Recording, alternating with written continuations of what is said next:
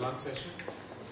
While you're having your lunch, we will be interrupting you with our pearls of wisdom on the subject of digitizing the nation state, on nationalism and sovereignty and 21st century responses to 20th century problems. We are hoping to wind this up by 2:50, so this panel will go on for around 45 minutes, after which I'm expected to shepherd you back to the main halls. And the way that I see this working is I will let the three panelists hold forth about the proposition. I hope you're broadly aware about what we are talking today. The proposition is that digital IDs will usher in a new era of surveillance and monitoring, and we have a panel of folks who are eminently qualified to talk about the subject and generally about digital IDs, which I hope they will, not just about the proposition. But fundamentally they will be responding to what we have given them to be hopefully controversial framing of the problem. After which I will walk around, and should you guys have any nuggets to share with the panel about your own experiences with working in this space, or whether you have any questions about the subject of digital IDs and how that is implicated in all that we've been talking about since morning, by all means do pitch in, and net we shall be back in the main hall before the next session begins at 3.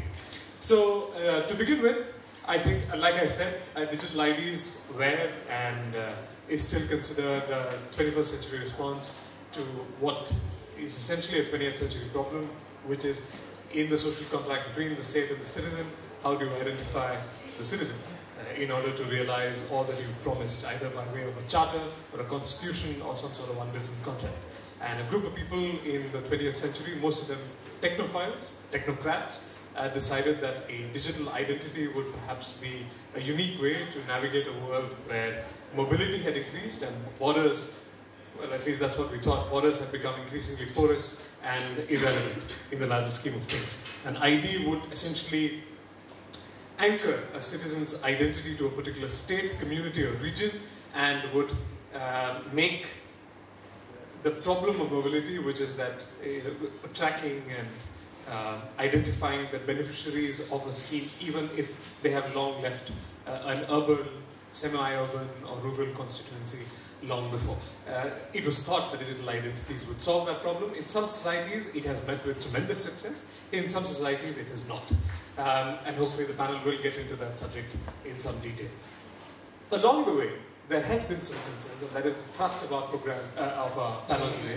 Along the way, there has been some concern that digital identities have also turned into a tool of surveillance or monitoring, given that it is a platform, it is a technology that lends itself to monitoring, because the ostensible purpose of having such an a digital ID platform, whatever manifestation it takes, whether it's biometric or otherwise, distributed or decentralized, the basic idea is that the government is able to keep a tab on the citizenry. And is that keeping a tab on the citizenry now becoming a problem child for folks who live in societies where the government is less than open, less than democratic, and is inclined to use it as a platform for surveillance. So to talk about this issue and to understand the evolution of digital IDs since they were first mooted in the early knots of the 21st century, we have, like I said, a group of eminently qualified people. We have Mailin, who comes from the office of the President, Estonia. Sanjay, who has been with Ispirt, which is a volunteer organization, a not-for-profit working on a Bangalore, and has been instrumental in the conception and scaling up and next phases of Aadhaar, which is the biometric project of India. And we have John, who is a cybersecurity strategist with Microsoft, and Microsoft has been one of the key movers in the private sector and has been articulating some proposals for digital ID project and has been working closely with the United Nations ecosystem, for lack of a better word, on curating some ideas on what an effective digital ID can be to meet or to realize the sustainable development goals. So we can maybe have the three of you talk for 4 to 5 minutes each. Keep in mind the proposition, and then I will move around soliciting some questions or inputs from you. Mailin, over to you. Thank you. So one of the main reasons I'm actually sitting on the panel is that I have had the digital ID for 17 years, and a bit longer. Estonia has been a digitalized country, so I can speak from a point of a digital citizen. That is probably one of the reasons why I'm here.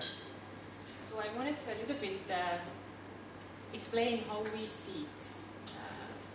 For us, we use mainly digital ID for e-services. So in Estonia, 99% of government services are accessible online with our digital ID.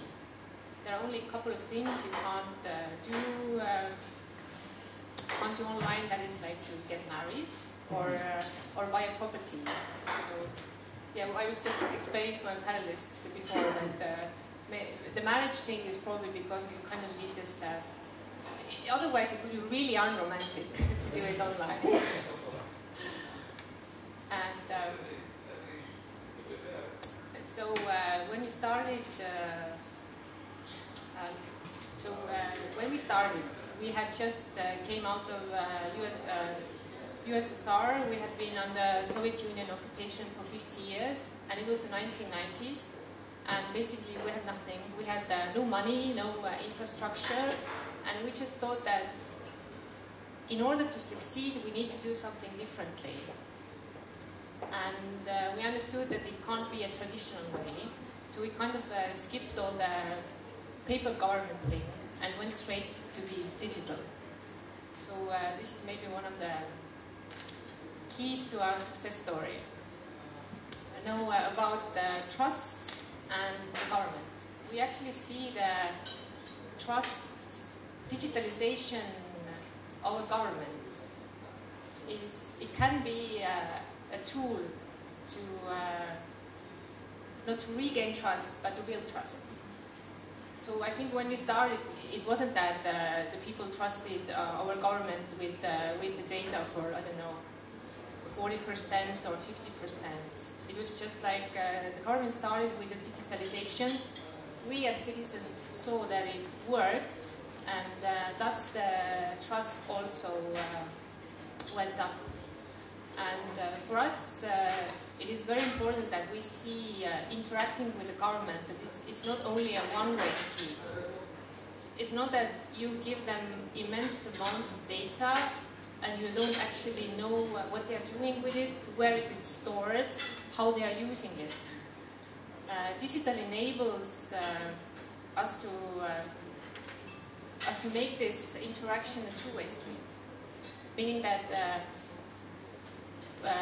as it was said before in the panel, that the data is already out there. I would say that my government probably knows as much about me as it knows about you.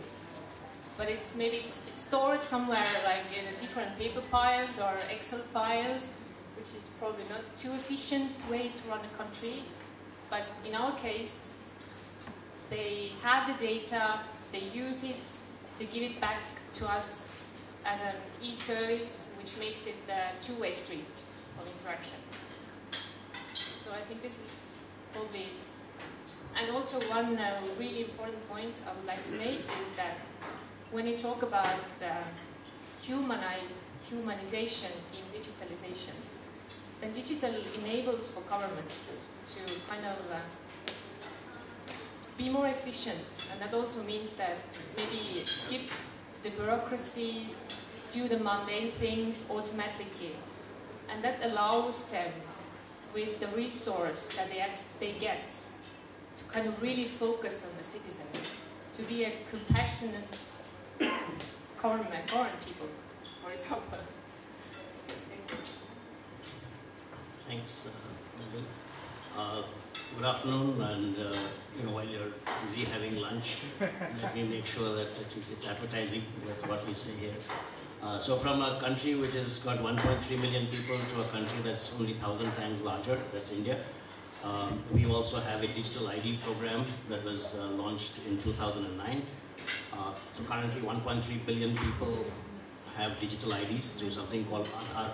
Aadhaar is a foundational ID. In other words, it doesn't have any functionality attached to it. It can be used for multiple uses, and it just provides a digital identity to a person, which in turn can lead to multiple benefits that the person can receive. Now, when we talk about digital ID, it's very important to keep in mind context. So there are first world countries that worry about things like privacy and surveillance and things of that nature. Then there are other countries, what I call the next 6 billion, who are really concerned about being able to provide basic governance services to citizens, to be able to provide social benefits to citizens, and large numbers of the population have been deprived of social benefits. It was estimated way back in the 1980s that 80% of the benefits that the government announces for the poor gets lost in the system through multiple inefficiencies and leakages and things of that kind. So what's happened thanks to the digital ID program over the last 10 years since it was launched in 2009 is that 1.3 billion people have got IDs, right? 350 million new bank accounts have been opened. So the government is now able to directly transfer money to the bank accounts of the beneficiaries. Financial inclusion has happened. Democratization of credit, payment systems, paperless transactions, presence-less transactions, and all of this is bound within a larger framework of privacy and consent. And then there is healthcare, drones, a bunch of things all built around the same set of principles. So the point being that the idea of a nation state, and if I can just go back a bit and make the point, is a European construct that happened after First World War, Second World War, and all of that. And therefore, and that is, facing the strain today, with multiple geopolitical forces. So the very idea of nationalism and digitalization itself, in my mind, are kind of not quite opposing, but in many ways are actually reinforcing ideas. Because, what is a nation is open to interpretation today, because it's no longer true that the 21st century will behave the same way as the 20th century. And with movements of people, refugees, and things of that kind, heterogeneity is becoming very critical because the founding principle of a nation state was homogeneity. And the moment you don't have homogeneity, the construct of a nation state starts breaking down, right? And therefore, how do you manage not just flows of capital, flows of goods, flows of finance, but flows of technology and flows of data, right? So the challenges ahead are quite severe, but the challenges vary depending upon the countries that you represent and the context within which that country sits. And it's very important to understand that. And from our standpoint, we believe that the very idea of digital ID and framed in what we refer to as an India stack, which is essentially a governance model, has to be thought of as a set of digital public goods that's made available to the world to be able to be deployed as they see fit within their own contexts. So there is no one size fits all. There is nobody telling you that this is the model to follow. These are the principles, this is the standards, these are the institutions, and this is the methods of governance, right?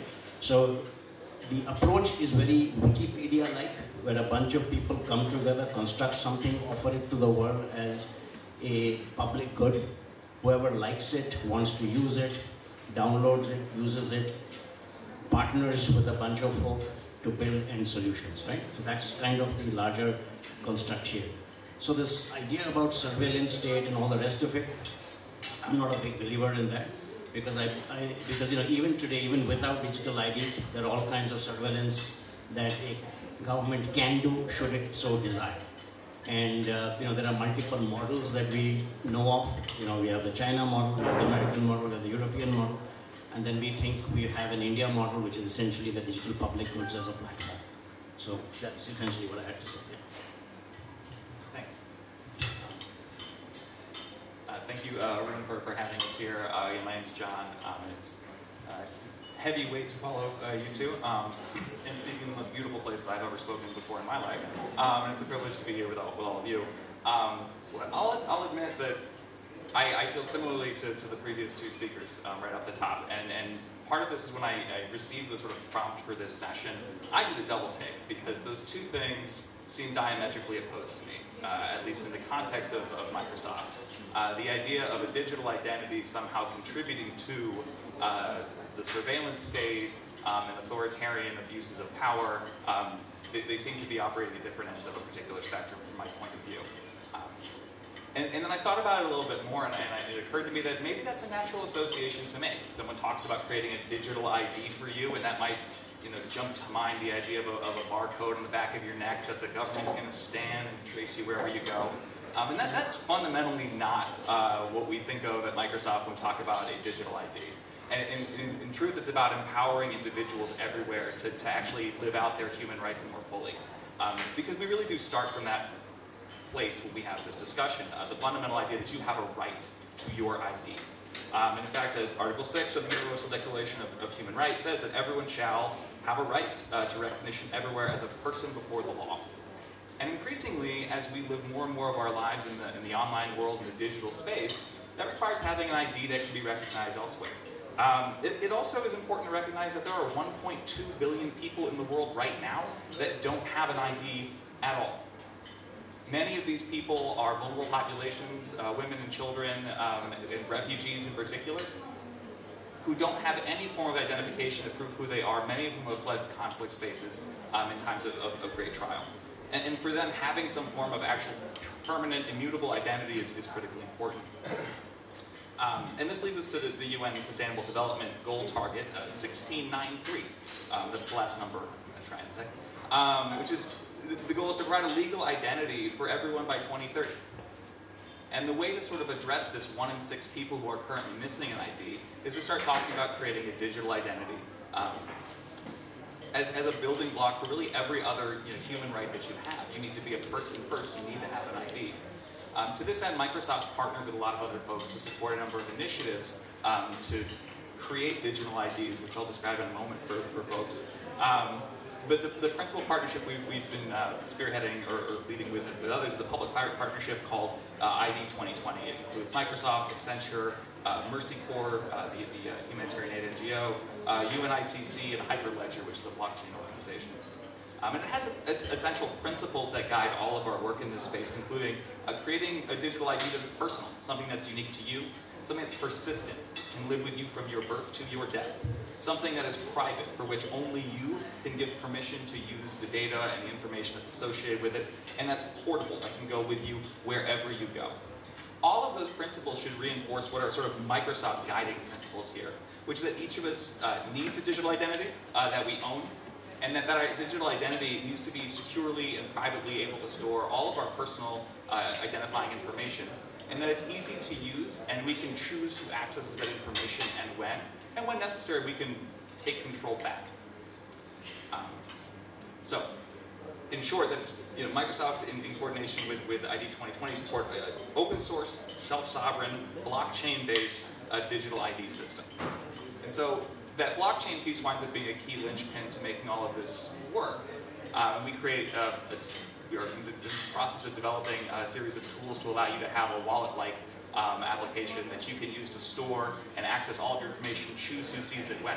But all of that is fundamentally opposed to the idea of an abusive or authoritative government because you are choosing how and when people are accessing your information. It is not something that is, some kind of draconian power that's imposed upon you, requiring you to have X, Y, and Z, and that can check all of that information whenever you want. We're in support of developing things where you are, as an individual, at the center, and that you can carry your information with you as you like and share it as you like. And in that way, it's fundamentally trying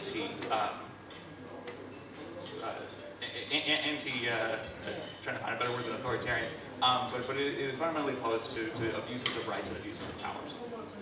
I think we're all thanks, Arun. At some point, I'm going to call on Abdul and Mikhail, who is too busy chatting with somebody, on some of the interventions that you can possibly make out of the.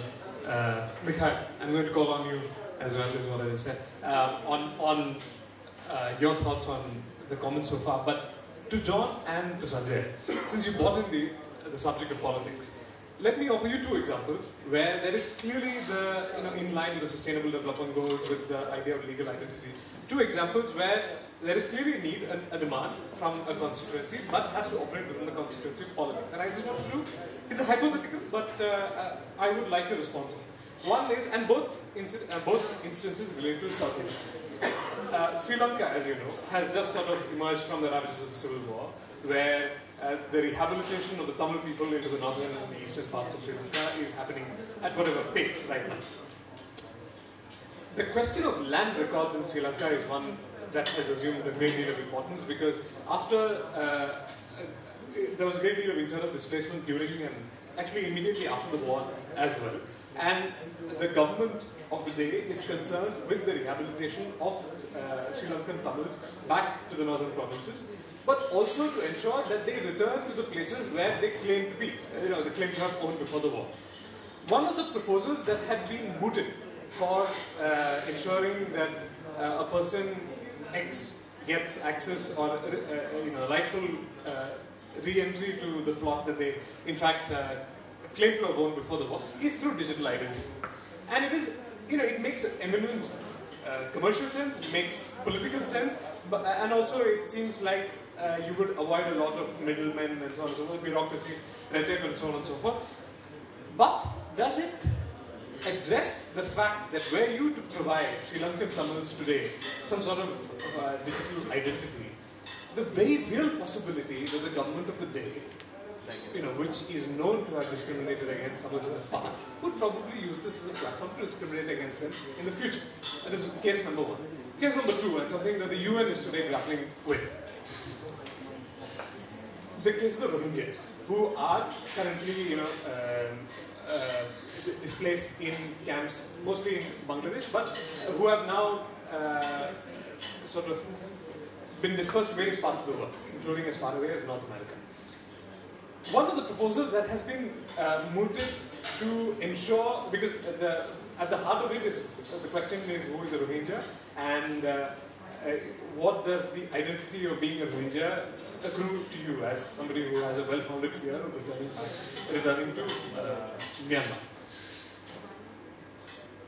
And this is in fact a conversation that is currently going on in the UN. Were you to grant the Rohingya some sort of digital identity, right, based clearly on the lines of community, it solves a lot of problems for the UN ecosystem to grant them,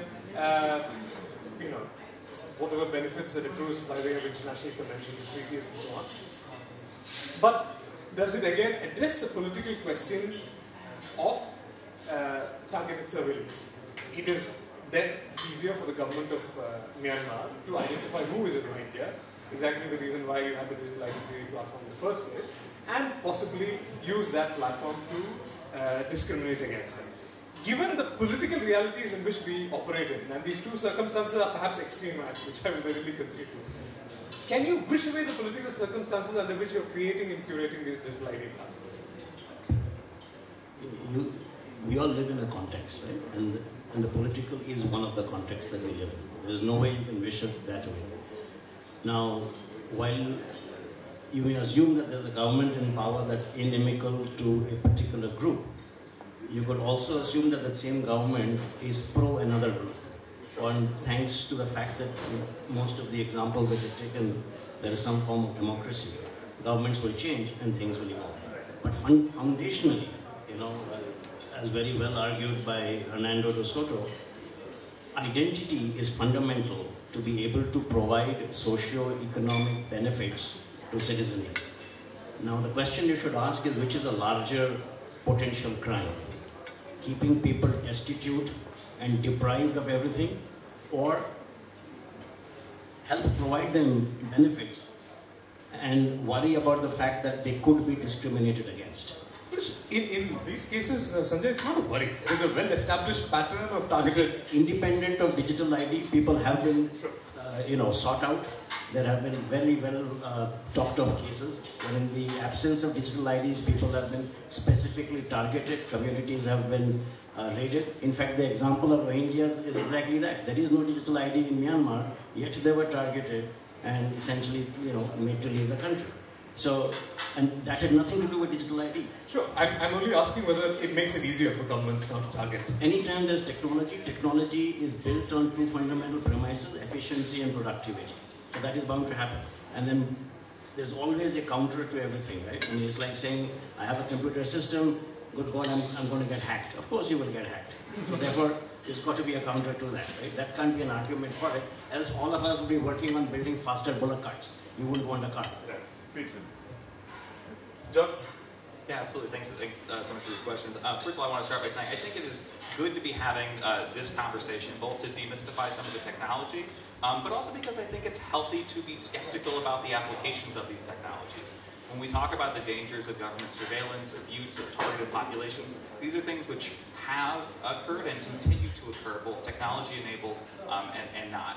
I'm not going to speak to the particular political circumstances that you spoke to, just to avoid taking a position, but there are actually examples that I think reinforce the need for or the benefits of a digital identity that you own. In a circumstance in which someone, after a period of conflict, wants to return home and prove ownership of something, what they would want to do is have a digital ID that's available that has included within that the record of their ownership of that particular piece of property.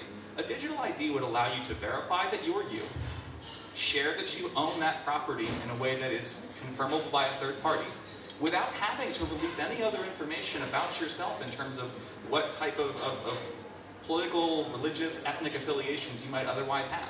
And that's one of the powers of digital identity, that you're really putting users or individuals in the driver's seat. And so that's, for anyone who wants to go purchase something that needs to be of a certain age to do so, you don't have to share all of the information that comes on an ID card for you. You can just give that binary piece of information, yes, no, is this true? So I think in this way, you actually see the digital identity allows you to protect your identity much more comfortably, because you only need to share the information that you choose to share because you have control over it. This doesn't change the dangers of governments keeping these records, which clearly they would have generated in terms of land ownership, who owns what, dangers of registration through other means, but the digital ID itself shouldn't be contributing to that problem. I do feel the problem there in the response that you're looking at in terms of, for instance, the only information that I give through the digital ID platform is my rightful claim to a certain property and the fact that I am me. I am me, and the digital ID is to authenticate my identity. It doesn't, now it may well work in a, I don't want to paint this with a broad brush, but in a heterogeneous society that is truly assimilated and has managed to find some sort of, co-mingling, if you will, where in a particular zip code, you have people of all ethnicities living and working and congregating together. The problem, and this is precisely why I sort of frame the problem in such a way, is in most developing countries you are tending to see communities living together because the sense of community is far more safer as a social, economic safety net rather than living alone. You have, for instance, depending on the community that you live in and depending, as Sanjay said, the context that you live in. It may be that you are protected as a community in one part of, say, India, but you may not, even though you are a member of that same community, you may not in another part of the country. In the specific example of Sri Lanka, what are the odds that somebody who is a Sinhala would buy property in the northern provinces? You know for a fact that if you are claiming property in the northern provinces, by default, it's assumed that you are somebody from Tamil ethnicity. So in certain cases in the developing world, the fact of you, claiming something essentially ascribes your identity within an economic and social fault line. And I don't think that digital identity platforms necessarily respond to that problem in a satisfactory way. So you don't have to respond to that. I don't want to put you on the spot either, but Sanjay. Please. The point is, digital IDs are not contributing to this issue, nor are they taking anything away from it. And I think we need to learn to appreciate one thing. A thing can be bad, but it can also be better than what it was. And that's a very important thing to keep in mind. You can't keep focusing on an issue and saying, look, this is the bad thing that exists. Of course it can be bad, but is it better than what existed? That's the key question. And if things are getting better than what they were, we should support it. Fair enough. Mailin, to you, I would like to. Oh, wait, did you? Just to very quickly add to that, yeah, I think that this doesn't solve the problems of authoritarian or abusive non-rights respecting governments. It certainly does not exacerbate them. The only thing I would add is it does allow you to be you anywhere you go. And so if you are someone who is going to be victimized or targeted, that is something that's going to be trackable and traceable, and you're no longer going to be able to have the anonymous records that are only kept by a government power, because you actually have evidence that somebody was themselves and has been.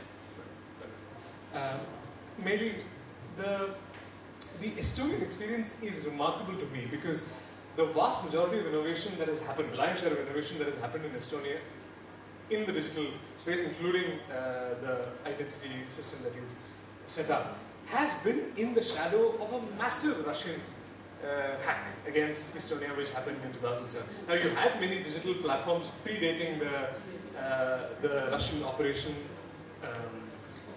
but it hasn't stopped Estonians from embracing digital platforms and technology, generally speaking, in a very visceral way. And it's quite remarkable because for folks who are studying the pattern of digital adoption and internet penetration in developing countries, a big worry is whether a major cyber attack or a major incident that brings down an electricity grid or creates in some doomsday scenarios such as nuclear weapons going off by mistake and so on and so forth. These incidents, whether they set back rates of internet penetration that are today taken for granted. Estonia stands apart because it has gone through perhaps not a doomsday scenario, but a pretty grim scenario in 2007 where the Russians mounted a fairly sophisticated cyber operation against all aspects of Estonian economic life. But you have proved remarkably resilient and in fact gone one step further and said, look, we are going to stick it to the man and say we are going to further digitize all operations of our social and economic activity, although marriage is where you drew the line. I wanted to get a sense from you as to what is it about Estonian society that makes this resilience a part of your day-to-day digital life? I think there are many reasons. Maybe I'm trying to underline a few. So yes, we had a cyber attack in a couple of years back, and maybe what helped was that by that time we already had a certain experience of being a digital country, and even for our citizens, it was never a question of going back to doing things on paper, because it wasn't an option. So instead, why is that? I just don't get that. I mean, India, for instance, is having a robust debate today as to whether EVMs are hackable. Nobody can prove whether they can be hacked, but a lot of people have suggested, let's go back to paper ballots. Why does an Estonian think that it's no longer okay to go back to paper? Well, because we feel that paper is also unsafe. It is, in our minds, it's even unsafer than any digital form. Like, for example, like if you have your medical information on paper files, then at this very moment you don't really know who is looking through it. So. Yeah, but at the same time, I know it, and one of the reasons why I know it is that after the cyber hack, our scientists, our private sector, and the government came together, and we started using blockchain technology. So every entry is logged, our data is protected, and also similarly to Indian approach, it's that my data belongs to me, so I'm in charge of the data, which means that at every point of time, I can log into my national database that actually keeps all the logs that are done with my data. So if for example, Tax and Customs Board wants to see something, then I have seen that they have made this request, and I can always ask why they did it. So it's kind of, we see that, of course, digital and technology, it can never be 100% secure, but it just has to be more secure than paper, just a little bit, and then we are satisfied. But the other question is, do you think it can truly, I mean, this remarkable experiment that Estonia has sort of perfected now, can you truly replicate it in a society that is far more diverse than Estonia and has a far more number of people, quantitatively speaking. My hometown has a lot more people than Estonia put together, right? So it is, on the one hand, a question of scalability. On the other hand is a question of digital awareness. So for instance, you say rightly that through this platform, Estonians too understand what the government is doing with their data. But, I mean, do I think an Indian, for instance, all Indians would like to know what the government is doing with their data? Maybe they do, I don't know. But do you think it's an experiment that can be scaled up when societies are, in the millions and billions? Yes, that is one of the questions that people ask a lot about Estonians, because there is 1.3 million of us, and they always say, oh, it was so easy for you to do because you are so tiny. But I think we have to look at some of the things. Firstly, we are just maybe a small model of a big country. And in general, the services every country has to offer its citizens, they are basically the same. The governing model is the same. So I think if you start doing this one part, then whether on the other side there are 1.3 million or 30 million people in a digital sense, it doesn't really make any difference. So this is like one of the reasons. And the other one is that if you, as a government, prove that you can work with the data that the people have been given you, that you are responsible, that then you also build trust. And this is probably what works, and it has worked with Estonia. That's a pretty powerful argument. So, yeah. So, Arun, the questions that you're asking... Sanjay, you don't get to surf on the Estonian Express, right? No. So I'm just asking to that. The questions you're asking, relate to what I would categorize as, the 1 billion problem, right? There's another vast population of the world, the 6 billion, for whom any benefit is an enormous positive change in their lives. And they're not thinking in terms of privacy, they're not thinking in terms of surveillance. Because inherently the 6 billion trust the government more than they trust the private sector. That's the fundamental truth. Because that's the only thing that they have seen. And whatever has happened is primarily because of the role of the intervention of the government or some other, government body. Sure. All right, let's take a couple of questions. Arun is the first guy off the block, but if you do have questions, be ready to fire them. Thank you. First of all, I think Arun, just the Estonian experience is alleged Russian. Attribution sometimes in this world is a little difficult. First of all, I think in terms of the risk of surveillance, one would argue that it's companies that are a higher risk than government. I think for all of us in this room today, arguably, our telephones know more about our movement than our spouses. So we have to keep that in mind. Also, there was a recent story in some of the media in Africa where allegedly the government of Kenya was planning to sell its national identity database to the highest bidder. I can't say whether the article was true or not, but the point is it does raise that specter that this could happen. Also, I think in the context specifically of the alleged data breaches of Adha, I would really love to know, if you were to do it again, what would you do, especially from the cybersecurity point of view, differently? And also, I think, John from Microsoft, I think some of the things about choice you talk about are actually false choices. Today, as a non-American, I want to apply for an American visa. I have a choice to give 5 years of my social media history or not to go to America and see my daughter. What kind of choice is that? Thank you. You guys want to take that, or should we just collect a couple of questions and then come back to you? Let's do that at the end. Yep. I just have one question. What is the view of the panel on ethical hackers?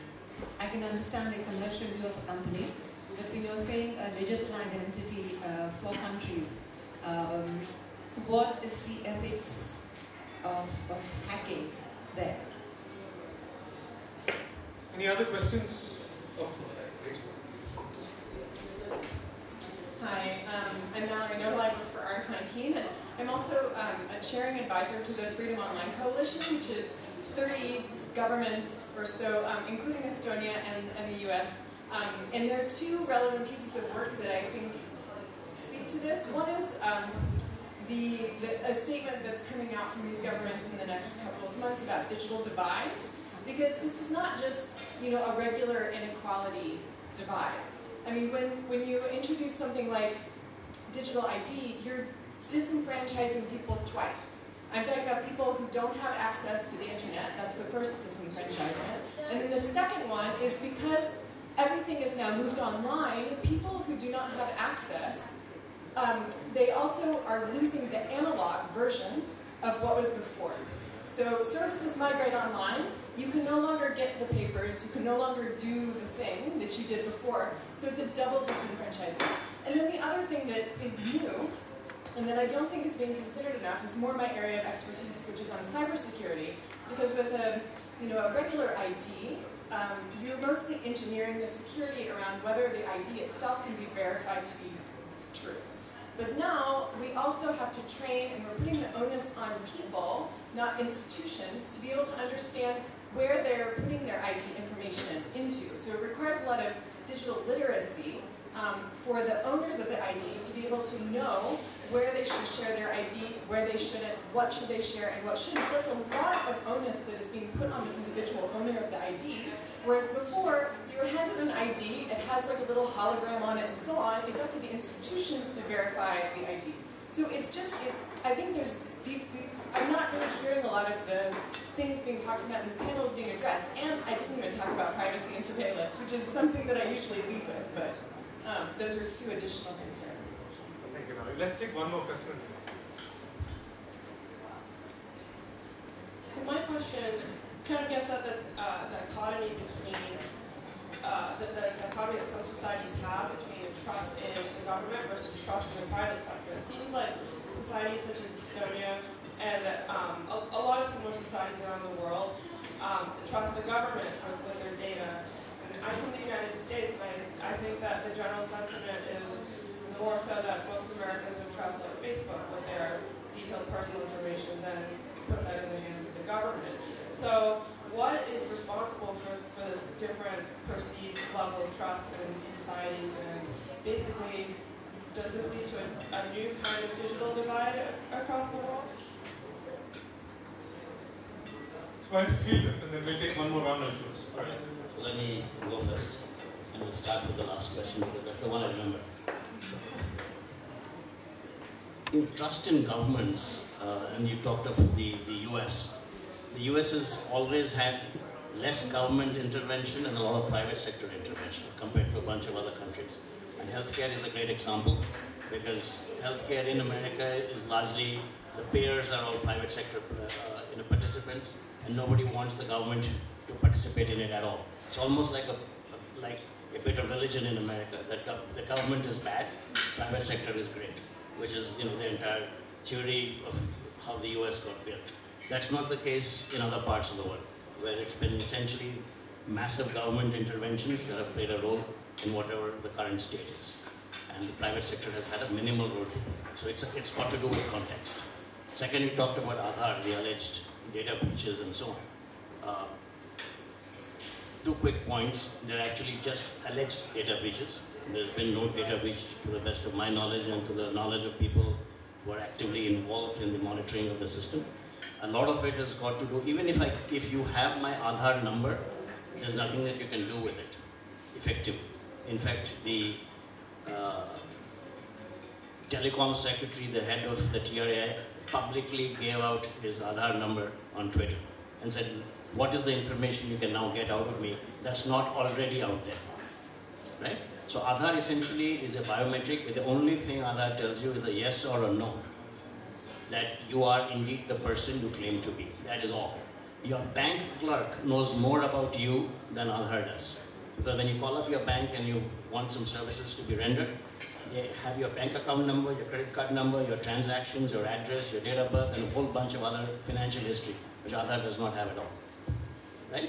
So I think a lot of it gets blown up by media that needs to be educated as well. And that's a challenge that goes back to the point that the lady made about the onus being on the citizen, being far more aware and apply critical thinking and all of those things to ensure that the digital ID bit does not get misused. And that is a reality. People need to be educated, and there needs to be enormous amount of awareness building programs that have to happen. And my last point is, it's not like because you have digital ID, everything stops the next day. Meaning, in other words, the analog versions magically disappear overnight. It's a process of transition, it's a process of training, and then finally once the migration happens, like in every single project around the world, that is when, effectively, you get close to 100%, transitioning from the analog to the digital. Sanjay, on that, how would you respond to Valerie's question, which is that in many cases you're stuck in this limbo between the analog and the digital. For instance, when the platform came up, there was no such requirement of an Aadhaar card as such. I mean, it was never meant to be a card that should be produced. You just needed the number. But today, the Aadhaar card is a separate form of identity. So that is context, because a person is far more comfortable holding a piece of paper than they are with a number or with a digital form of that number, right? So that is context. That is the behavioral situation of an individual.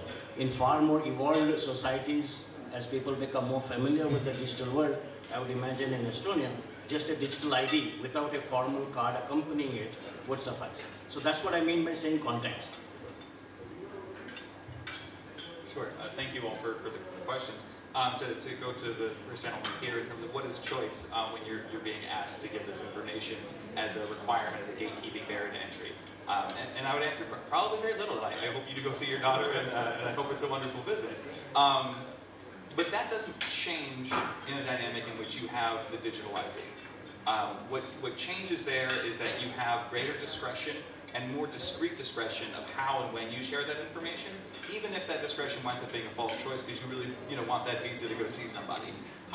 It also reduces the risk that you are oversharing information in circumstances where you don't need to.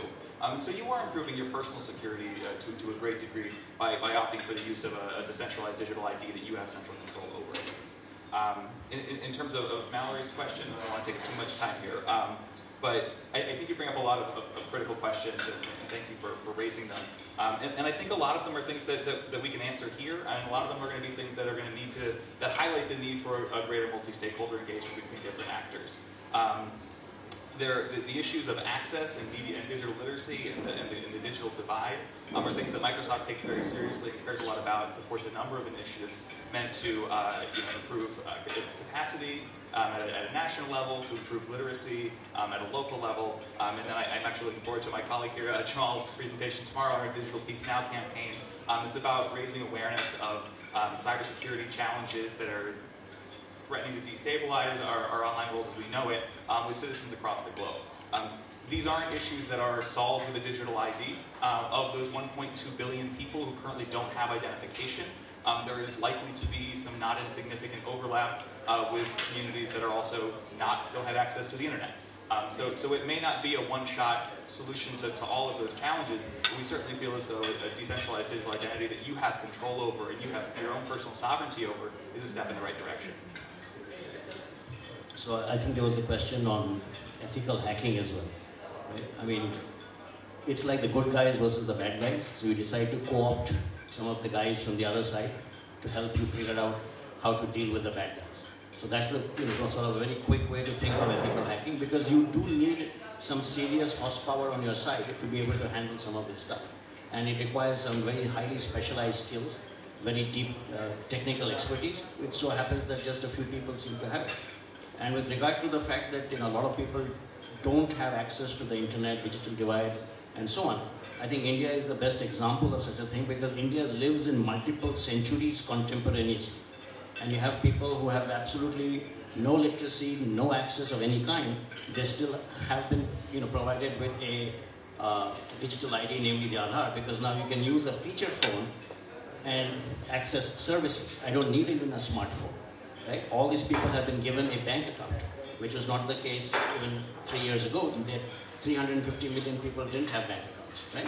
So the point being that when you start thinking of a digital ID, it leads to a bunch of other initiatives that drive socio-economic change. And that's a fundamental thing that we need to keep in mind. Maybe do you have Maybe just a couple of comments. First of all, about not trusting government.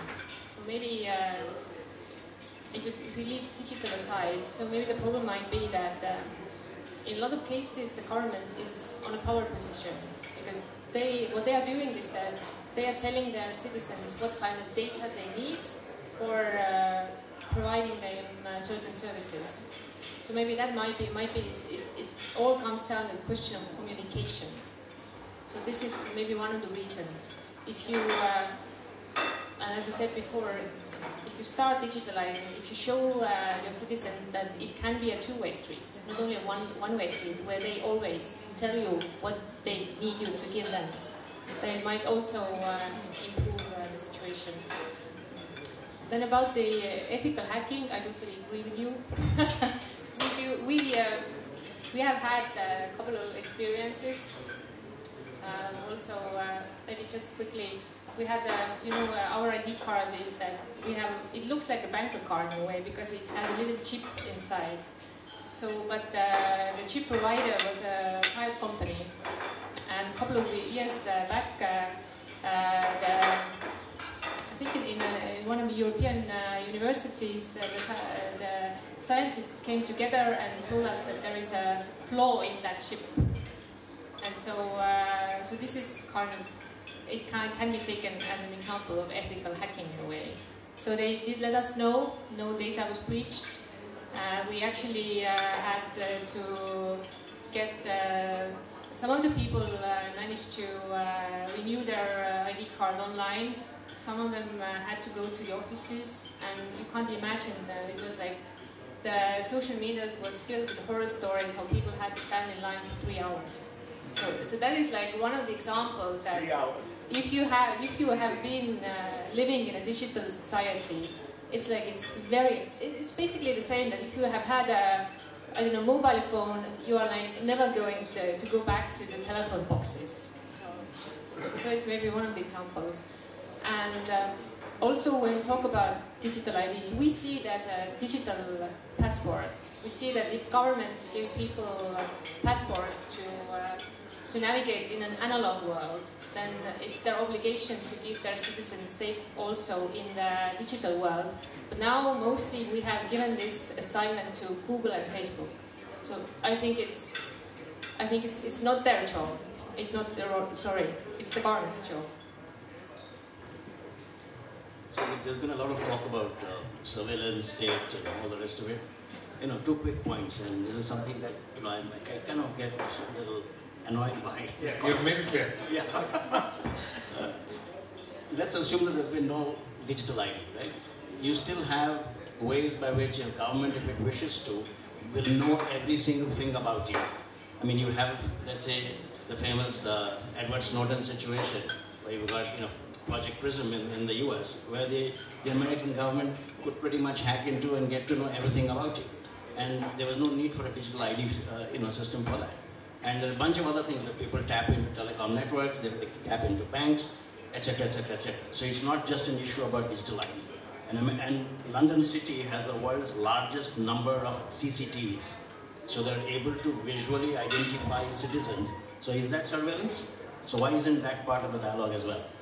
Well, fair enough, Sanjay, and this is probably a conversation for another time, but it cannot always be the case that if I were to reach from point X to point Y in any case, it doesn't mean that the creation of a flyover between point X and point Y makes the travel easier.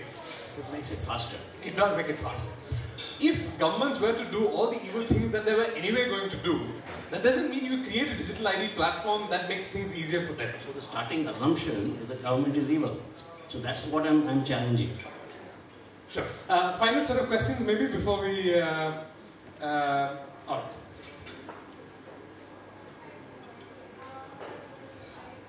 Hi, yeah. I thought it was important just to give a bit of context to some of the things that are happening right now with digital ID.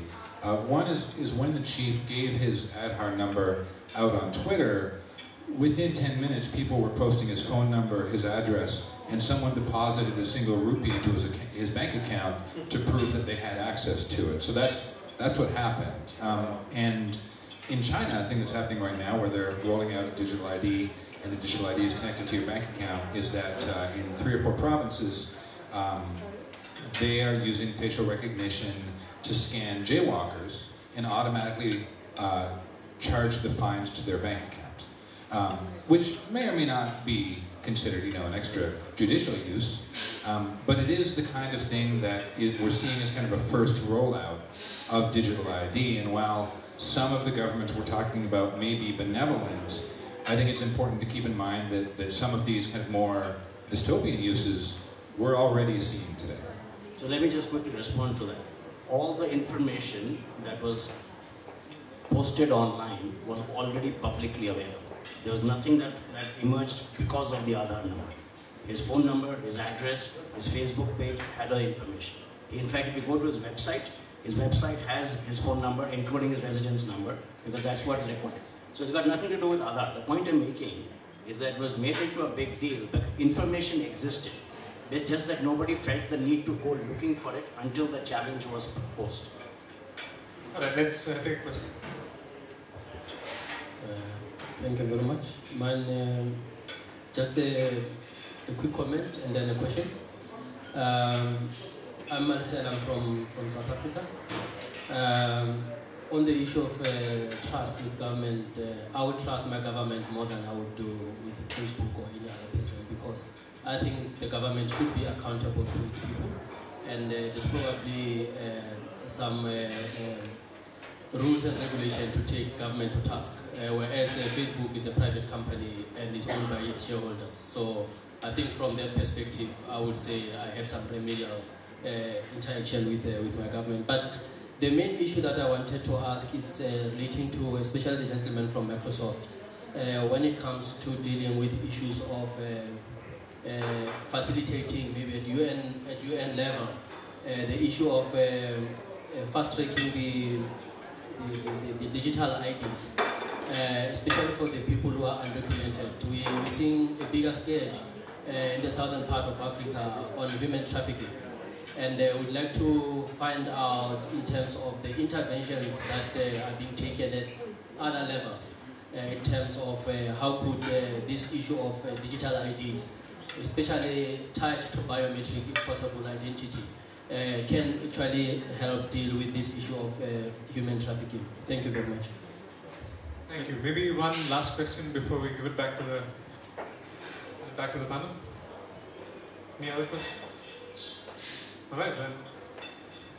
Thank you so much for your question and for the comment, for highlighting that particular challenge, that issue, which I think is really illustrative of where a digital ID can be helpful. Again, I'm not going to comment on a particular political situation if it's ongoing in a discrete sense, but when you talk about any population that is targeted for victimization and that is facing violence or other forms of persecution on a broad enough scale, what's chiefly often an issue is either a lack of an ID, or when you're leaving a conflict zone, just not taking your ID with you and not being able to have that identifying information. So if you have an immutable ID that exists in a digital space, A, you can solve those challenges of people that lack the documentation, and B, it's easier to sort of prove who you are once you can escape those instances of violence. In addition, it makes it more difficult to have an anonymous population that's going to be persecuted because people have an identification that can't sort of be denied. It's the long and short answer. All right, so let me close with a question to all three of you. And I know that all of you are passionate about technology and believe that it, in fact, represents the future in a more than just a technical way, but also in a more philosophical or a deeply personal way. I would assume that digital IDs will figure prominently in a world where technology is definitely part of the solution. But can you envision a world where technology is not? Right? I mean, digital IDs facilitate all manner of services as long as the end delivery process is also somewhat technologically feasible or scalable and so on and so forth.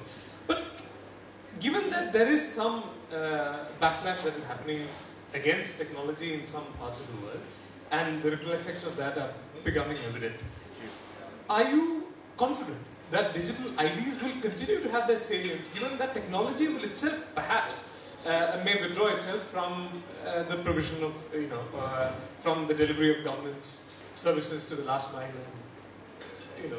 So are you so confident in the future of technology being part of the future of human society that you feel passionate enough to advocate the continued existence of digital IDs? Yes. And you have to give a reason for that. I know all the answers are going to be yes. No, I think the profound impact of technology is a net benefit for human society the world over. This connectivity that is the greatest experiment in human history seems likely to persist. Where there are new and thorny and dynamic challenges, I'm confident that human civilization is going to be able to innovate a way around those to find a way to build more trust and confidence in our digital world. And that actually starts with a digital ID in a lot of ways, as being a way to continue to build that trust. And so I'm confident it's a strong way forward. Of course, there are spaces in which your digital life and your physical life are and should be separate. I think Mailin's example of you should not get married, via Skype or any other device is probably wise. Some things should be done in person. But I feel with a great deal of confidence about the future of technology and digital IDs in particular. But with the advent of AR, VR, and all kinds of things that a lot of people are talking about, I'm not so sure that there'll be the need for even a physical interaction. Who knows? 100 years out. So that's the realm of science fiction. But the fact of the matter is, what has brought us here as humankind, 7 billion plus and growing, is purely technology. If we didn't have technology in agriculture, in irrigation, and a bunch of other fields, in healthcare, blah, blah, blah, we wouldn't be where we are today. So the fact that technology is integral to us as a species, I think is well established. And I believe that it will continue to be if we want to continue to remain the species that we are. And even as we morph into something else, into whatever new species emerges, is going to be because of technology. Maybe just to say that we are living in a time of digital disruption. The revolution was brought on by private sector. So I think what's happening now with the governments, it's just an evolution in a way. Wow. And to talk about Estonia, we are at the moment already trying to use narrow AI in our services. So for us, there is no way back to the analog world. You drew the line at marriage. You said you can't get married through technological platforms. So how can you confidently assert that there is no way backward? I would say at the moment. All right. Yeah. Okay. So, but yes, of course, there is a time for transformation. How to transform into a digital society, and we have done it for 20 years. And we can't say that we are a ready society. We are evolving all the time.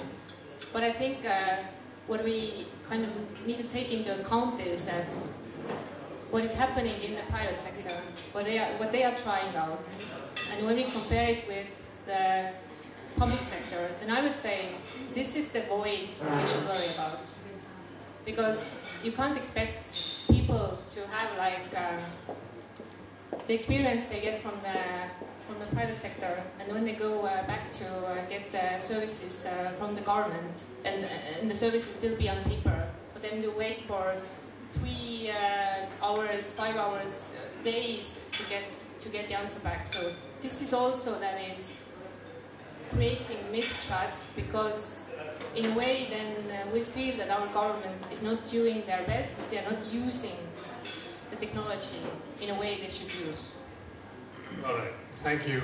Totally surprising answers from all three of you. But thank you, Mailin, Sanjay, and John. Please put your hands together for wonderful panel.